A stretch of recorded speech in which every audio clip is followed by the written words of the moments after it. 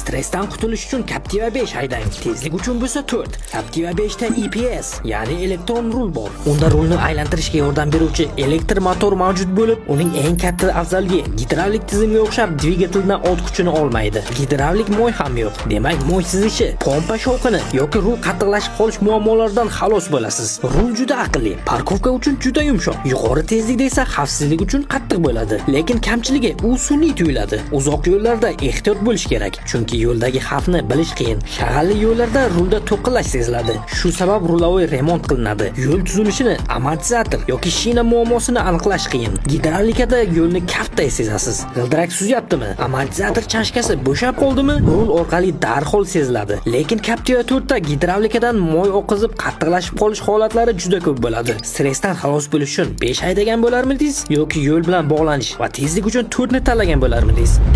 Rulovoy hadovoy xizmatlari bo'yicha o'zimizga murojaat qilasizlar, ishinglarni garantiya asosida hal qilib beramiz. Profilga obuna bo'lib qo'ysanglar, bundanda qiziqarli ma'lumotlar bor.